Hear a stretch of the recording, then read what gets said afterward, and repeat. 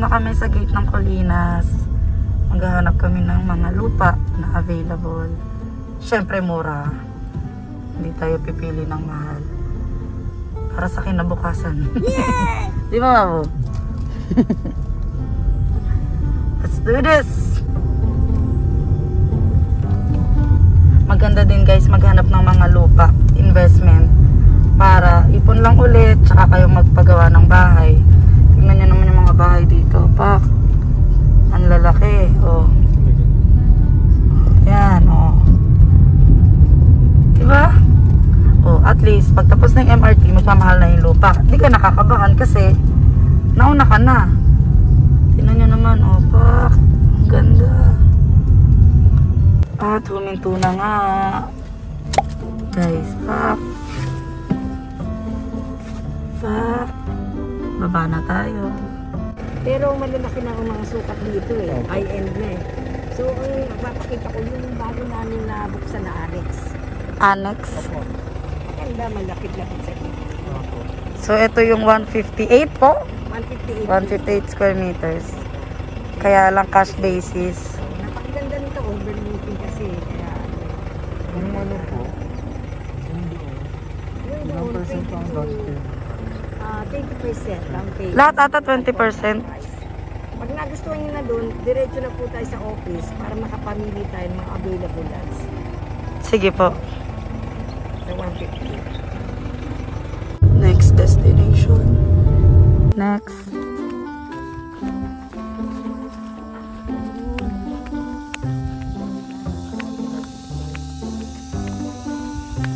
Anong masasabi mo? Pwede na. Pwede na. Ito yung lupa. So, nasa may pa-curve. And, pababa din. So, parang ang mangyayari, magkakaroon ka ng basement. Solo pa, oh. Ito yung dead end. Pero ito po yung mga available. Ito po. At least patag. Tsaka dito sa kanan, kung gusto nyo madami sa pader, papader na. Ito. Pader. Kasi yan, Para at least wala kang kalikod po, no? wala ka nakatalikod. Mm-mm. Sa ito, pagpipilian pa rin. Ito rin po. Pero almost, meron pa rin siguro. Opo. Same price lang naman. Oo, 22.5. Ito dito po. Ayan, Ayala po yung Altarasa ay natatanaw. Yung SM na ho, natatanaw yung SM. SM, STI. Yan, may shuttle. Hatid sundo. So far, ito yung nakikita namin. Tapos, ito yung daan niya.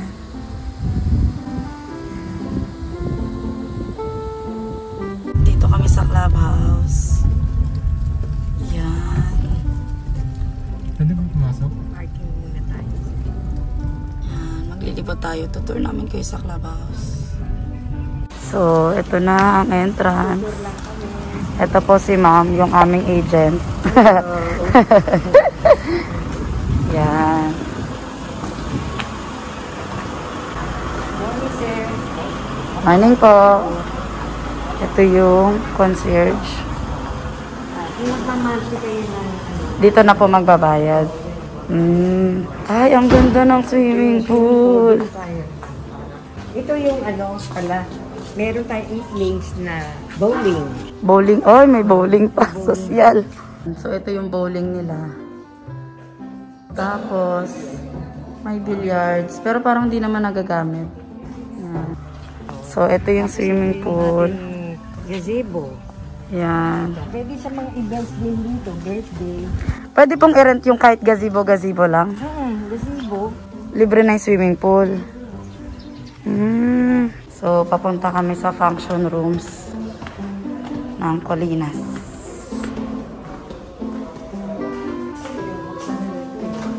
Yan.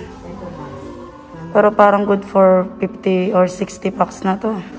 50 bucks. Yan. So, naka-divider lang naman pala yung mga function rooms. Kung gusto mong more than 100, pwede lang ipatanggal yung divider. Parang dressing room po. Dressing room na nagkakasal. Gym din. Kiddie room. May kiddie room din po sa loob. Pa.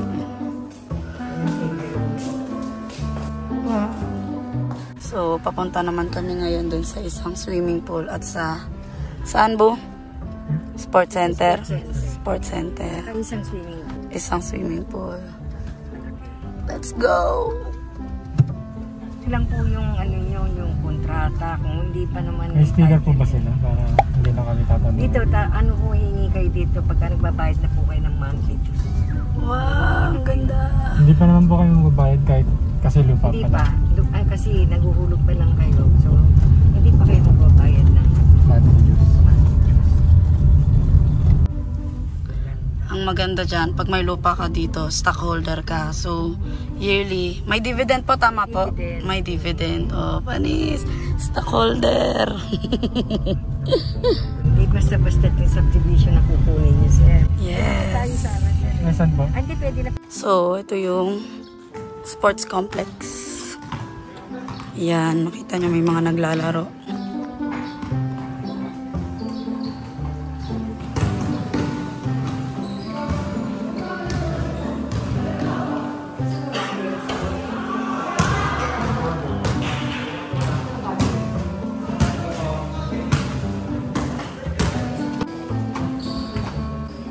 So, sa first floor is basketball. Oops! Epal! Second floor is badminton. Wow! Paano?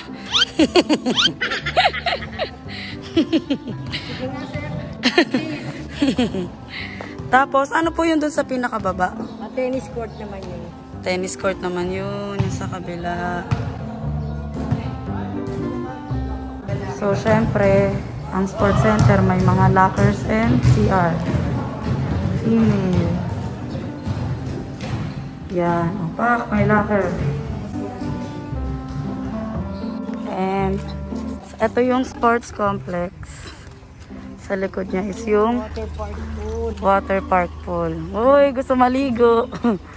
Si Dada. Wow!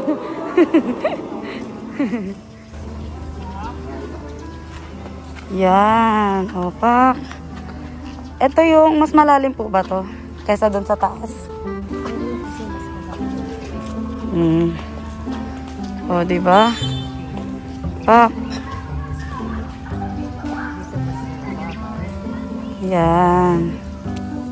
Ganda. Palabas na kami. Pabalik na kami doon sa office sa Metro Plaza. Metro Plaza. Santa Lucia Prime. Santa Lucia po ba? Santa Lucia Prime. Sobrang higpit. Chine-check kung pwedeng papasukin ang mga kotse. So, ayan na siya. Kipirma na siya.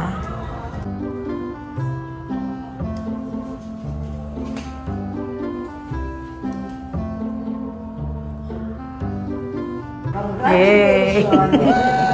Thank you po. Thank you po, Ma'am Amor. So, nandito na ulit kami sa ano nga ba ito? Clubhouse para kumuha ng sticker sa sasakyan. Para di na kami lagi sisitahin pag pumapasok kami dito. Then by January, available na. Kaya kung gusto nyo mag-renew ulit, dalhin nyo lang. Dalhin nyo lang yung pinagbayaran nyo. This is it! Pansit! Andito na ang sticker ng Colinas Verdes. Tapan natin ang noo. So, ididikit na lang namin kapag malinis na yung kotse. So, ayun na nga mga katams. Nakuha na namin siya. And originally, ang plano is mas malaking lupa. Kaya lang, syempre, hindi naman natin ipupush kung hindi talaga kaya ng budget. So, yan ang unang-unang yung tatandaan kapag nag-i-invest kayo.